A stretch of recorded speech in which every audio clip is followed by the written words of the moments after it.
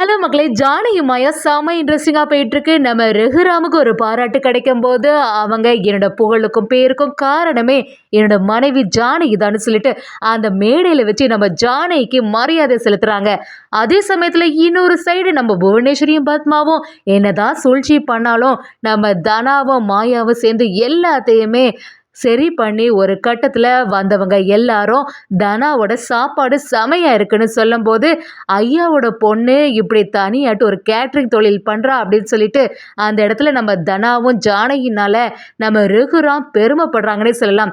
ஒரு கட்டத்தில் நம்ம தனாவை மன்னிச்சு மகளாவே ஏற்றுட்டாங்க. இந்த சீனெல்லாம் செமையாகவே இருந்துச்சு. வீடியோக்குள்ளே போகிறதுக்கு முன்னாடி நம்ம சேனலுக்கு சப்ஸ்கிரைப் பண்ணிடுங்க. அப்படியே பக்கத்தில் இருக்க பெல் ஐக்கனை கிளிக் பண்ணிடுங்க. அப்போ தான் நான் போடுற வீடியோலாம் உங்களுக்கு நோட்டிஃபிகேஷனாக வரும். நம்ம பத்மாவும் ஜானகி கிட்ட வந்து என்ன நீ இப்போ ஏதாவது உதவி பண்ணணுமா அப்படி சொல்லும்போது நம்ம ஜானகியும் என்ன பத்மா இவ்வளோ நேரமாக நீ எங்கே போயிருந்த, இப்போ கடைசி நேரத்தில் வந்து உதவி பண்ணணுமான்னு சொல்கிற, இங்கெல்லாம் சமையல் எல்லாம் பாதிக்கு மேலே முடிச்சாச்சு, இனி எந்த உதவியும் தேவையில்லை அப்படி சொன்ன உடனே நம்ம பத்மாவும் இல்லைங்க நீ அங்கே அண்ணி நல்லா வந்து பேசிட்டே இருந்தாங்க, பாராட்டு விழா அண்ணாக்கு நடந்துட்டு இருக்குல்ல, அதில் மெய் மறந்து பார்த்துட்டு இருந்தனால தான் இப்படி லேட் ஆயிட்டு, சரி ஏதாவது உதவி பண்ணணுமா அப்படி கேட்கும்போது நம்ம மணியும் இனி எந்த வேலையும் கிடையாது, இனி போய் சாப்பிட வேண்டிய வேலை தான், அதை மட்டும் நீ ஒழுங்கா செய்தா போதும்னு சொல்லிட்டு நக்கலாக பேச ஆரம்பிக்கிறாங்க. நம்ம பத்மாவும் பார்வதி சொன்னது எல்லாமே ஞாபகத்து வருது. எப்படியாவது இந்த சமையல் நல்லபடியாக இருக்கக்கூடாது, என்ன செய்கிறது, யாருமே பார்க்காத டைமாக பார்த்து இந்த குழம்புல எல்லாத்துலேயுமே உப்பையும் காரத்தையும் அதிகப்படுத்திட வேண்டியதுதான் அப்படின்னு சொல்லிட்டு பத்மாவும் ஒரு சூழ்ச்சி வேலை பண்ண போகிறாங்க. அப்படி ஜானகி எல்லாரையும் பார்க்குறாங்க. ஜானகி எல்லாரும் வேலையில் இருந்தனால பத்மாவும் வசமாக யாருக்கும் தெரியாமல் அதில் இருந்த உப்பு எல்லாத்தையுமே நம்ம குழம்பு கூட்டு எல்லாத்துலேயுமே மிக்ஸ் பண்ணி வைக்கிறாங்க. இது எதுவுமே நம்ம ஜானகிக்கு தெரிய மாட்டேங்குது. கொஞ்ச நேரத்தில் பத்மாவை நம்ம பார்வதி கிட்ட வந்து பார்வதி நீ சொன்ன மாதிரியே நடந்தாச்சு, அந்த குழம்பு எல்லாமே பயங்கரமாக காரமாக இருக்குது, எந்த பிரச்சனையும் வராது, வந்து சாப்பிடவங்க எல்லாரும் தனாவை தான் திட்டிட்டு போக போகிறாங்க பாரு அப்படி சொல்லிட்டு சந்தோஷத்தில் இருக்காங்கன்னே சொல்லலாம். அதே சமயத்தில் இதை தெரிஞ்சுக்கிட்ட புவனேஸ்வரியும் சரி நம்ம அங்கே போய் செக் பண்ணலாம் எப்படி இருக்குன்னு சொல்லிட்டு அந்த குழம்ப டேஸ்ட் பண்ணதுக்காண்டி வராங்க. அப்படியே ஜானகிட்ட வந்து என்ன ஜானகி நீ சமையல் பண்ணால் நல்லா இருக்கும்னு சொல்லிட்டு ஊரில் உள்ளவங்க எல்லாம் பேசி கேள்விப்பட்டிருக்கேன், சரி அப்படி என்னதான் சமையல் பண்ணியிருக்கேன்னு பார்ப்போமே அப்படின்னு சொல்லி நம்ம புவனேஸ்வரியும் அதை டேஸ்ட் பண்ணி பார்க்குறாங்க. அதில் ஃபுல்லாக உப்பாக இருக்குது. அப்படியே சாப்பிட்டுட்டு என்ன ஜானகி இதான் சமையல் பண்ண லட்சணமா, இது ஃபுல்லாகவே உப்பாகவே இருக்கே அப்படின்னு சொல்லும்போது நம்ம ஜானகியும் நம்ம நல்லா தானே சமைச்சோம் வேணும்னு சொல்லிட்டு இந்த புவனேஸ்வரி சொல்கிறா போல் அப்படின்னு நம்ம ஜானகியை இப்போ டேஸ்ட் பண்ணி பார்க்குறாங்க. அது உப்பாக தான் இருக்குது. அதை கவனித்த உடனே நம்ம மாயா தனா அப்படியே அதிர்ச்சி ஆயிடுறாங்க. அப்படியே மாயாவும் நம்ம ஜானகிட்ட வந்து பெரியம்மா என்னாச்சு அப்படி சொல்லும்போது இல்லை நம்ம சமைக்கும் போது எல்லாமே கரெக்டாக தான் இருந்துக்கு மாயா, இப்போ டேஸ்ட் பண்ணி பாரு இது கொஞ்சம் உப்பாகவே இருக்குது அப்படி சொல்லும்போது நம்ம மாயாவும் எல்லாம் டேஸ்ட் பண்ணி பார்க்குறாங்க. கொஞ்சம் உப்பு அதிகமாக தான் இருக்குது. புவனேஸ்வரியும் இதெல்லாம் எப்படி ஊர் மக்களுக்கு கொடுக்க முடியும், இதை வாயில் கூட வைக்க முடியலை, இதை எப்படி அவங்க சாப்பிடுவாங்க, வந்தவங்க எல்லாம் பெரிய ஆட்களாச்சு அப்படி சொல்லும்போது நம்ம புவனேஸ்வரி விடுற மாதிரி இல்லை, அங்கே உள்ள அதிகாரிகளை வர வைக்கிறாங்க. இவங்களை நம்பி நீங்கள் ஒரு பொறுப்பை ஒப்படைச்சிங்கல்ல, அவங்க என்ன செய்து வச்சுருக்காங்க பாருங்களாம், சாப்பிட்டு பாருங்க எல்லாமே அப்படியே உப்பாக இருக்குன்னு சொல்லும்போது நம்ம அந்த ஆட்களும் சரி சாப்பிடுவோன்னு சொல்லிட்டு எடுக்க ஆரம்பிக்கிறாங்க. அந்த சமயத்தில் கரெக்டாக நம்ம மாயாவும் சார் இந்த இதெல்லாம் இல்லை சாப்பாடு தனியாக இருக்குன்னு சொல்லிட்டு மாயா அந்த சாப்பாடை டேஸ்ட் பண்ண கொடுக்குறாங்கன்னு சொல்லலாம். மாயாவும் குடும்பத்தில் உள்ளவங்ககிட்ட சரி எல்லா வேலையும் முடிஞ்சதில்லை, அங்கே பெரியப்பாவோட பாராட்டு விழா நடக்குது, அந்த இடத்துல போய் பார்க்கலான்னு சொல்லிட்டு அந்த இடத்துல கிளம்புறாங்க. அங்கே உள்ளவங்களும் ரகுராமை பற்றி பெருமையாக பேசிட்டு இந்த ஊர் இவ்வளோ நிலைமைக்கு ஆயிருக்குன்னா அதுக்கு காரணமே எங்கள் ஐயா தான், அவங்க தான் இவ்வளோத்துக்கு முன்னேற்றத்துக்கு காரணம் அப்படின்னு சொல்லும்போது அங்கே உள்ளவங்க எல்லாருமே ரகுராமுக்கு ஆதரவா பேசிட்டே இருக்காங்க. அங்க அந்த மேல் அதிகாரியும் நம்ம ரகுராமுக்கு போர்வையை போத்துனது மட்டும் இல்லாம பரிசு எல்லாமே கொடுக்குறாங்க.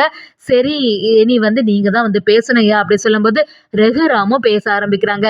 எனக்கு ஊருக்கு நல்லது பண்ணணும்னா ரொம்பவே பிடிக்கும், அது மட்டும் இல்லாம நம்ம ஊர் நல்லபடியா இருக்கணும்னு சொல்லிட்டு எல்லாத்தையுமே பேசின அப்புறமா நம்ம ரகுராமும் ஒரு கட்டத்துல நான் இன்னைக்கு இப்படி ஒரு புகழும் பேருமா இருக்கேன்னா அதுக்கு எல்லாத்துக்கும் காரணம் என்ற மனைவி ஜானகி தான். ஜானகி இந்த மேடையில வரணும்னு சொல்லிட்டு நான் ஆசைப்படுறேன்னு சொன்ன உடனே நம்ம ஜானகி வெக்கப்பட்டு நிற்கிறாங்கன்னு சொல்லலாம். நம்ம ரகுராமும் ஜானகியை கூட்டிட்டு வராங்க. ஜானகி மேடையில இருக்காங்க. எல்லாத்துக்கும் காரணம் என்னோட மனைவி ஜானகி தான், அவளை பெருமைப்பட வைக்கணும்னு சொல்லிட்டு அப்படி இந்த பேரும் புகழும் அவளுக்கு தான் சேரும்னு நம்ம ரகுராமும் அந்த சால்வையை எடுத்து நம்ம ஜானகிக்கு போர்த்தி பெருமைப்பட வைக்கிறாங்க. இதை ஜானகி கொஞ்சம் கூட எதிர்பார்க்கவே இல்லை. இதை பார்த்துட்டு இருந்த புவனேஸ்வரி பயங்கரமா அதிர்ச்சி ஆயிடுறாங்க.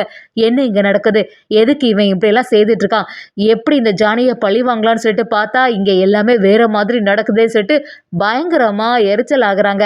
பத்மா பார்வதிக்கும் தாங்கவே முடியலை. ஆனால் நம்ம மாயா மணி எல்லாருமே பயங்கரமாக சந்தோஷப்படுறாங்க. சரின்னு சொல்லிட்டு அங்கே உள்ளவங்களும் சாப்பிட்றதுக்கு தயாராகிறாங்க. சாப்பாடெல்லாம் ரெடியாமா அப்படின்னு சொல்லும்போது ஆமாங்கய்யா சாப்பாடெல்லாம் தயாராக தான் இருக்குது வாங்கன்னு சொல்லும்போது ஊரில் உள்ளவங்க எல்லாருமே சாப்பிட்றதுக்கு தயாராகிட்டு இருக்காங்க. நம்ம பத்மாவும் பார்வதியும் எப்படியே சாப்பாடு நல்லா இல்லைன்னு சொல்லிட்டு தனாவை திட்ட தான் போகிறாங்க அப்படின்னு சொல்லிட்டு எதிர்பார்த்துட்டு இருக்கும்போது கலெக்டர் முதற்கொண்டு நம்ம ரகுராம் ஐயா எல்லாரும் சேர்ந்த மாதிரி சாப்பிட்றாங்க. அந்த இடத்துல உள்ளவங்களும் சாப்பாடு சூப்பராக இருக்கே அப்படின்னு சொல்லிட்டு ரசித்து ருசித்து சாப்பிட்றாங்கன்னே சொல்லலாம்.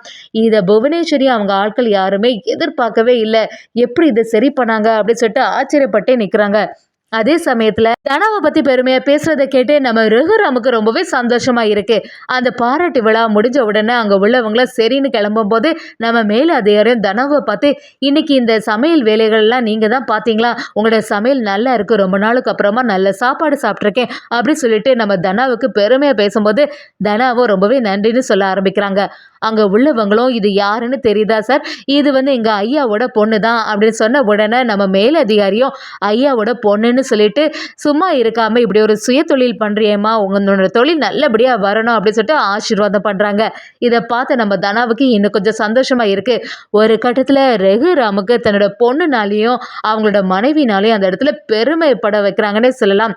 ஆனா அதே சமயத்துல பத்மாவும் பார்வதியும் நம்ம பண்ண சூழ்ச்சி எல்லாமே வீணா போச்சு.